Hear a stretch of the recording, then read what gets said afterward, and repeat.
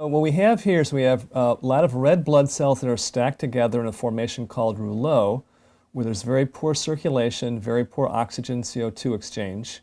The red blood cells should be visible and separate like this one right here. Instead, they're stacked up, and there's multiple causes of that, including dehydration, poor digestion of protein, excess carbohydrates in the blood, sugars too high in the blood, and overall a low negative charge in the blood, where the potential, the zeta potential in the cells has been diminished, so cells just clump. Also, we have a lot of inflammation in the background.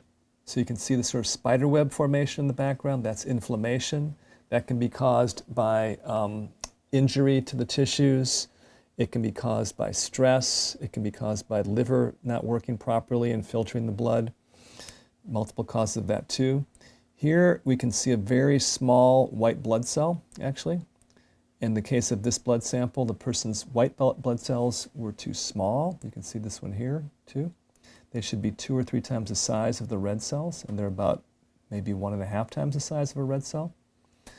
So they're not in ideal shape. So this is the picture of a sample of blood I looked at within the last week. So after that last sample of blood we looked at, the person did a 1-hour treatment with a frequency device called a Healy, which sends microcurrent and specific frequencies into the person's body. And that was 60 minutes. It was on a program called Immune System. So immediately after that treatment, I looked at her blood, and this is what we saw. It was about 50% of the blood improved. So instead of being stacked up, the red blood cells, you can see them here, they're separate. They actually can exchange CO2 for oxygen now. They can actually get the job done, what they need to be done. Interestingly also, her white blood cells were bigger, and the program she ran was Immune System. The white blood cells here, you can see, are about 2 times the size of the red cells. There's another white blood cell, more in the correct size. Some of the inflammation is gone too. The background doesn't have all that spider web type fibrin in the background. Let me run the video here a little bit. You can see overall the blood is a lot better.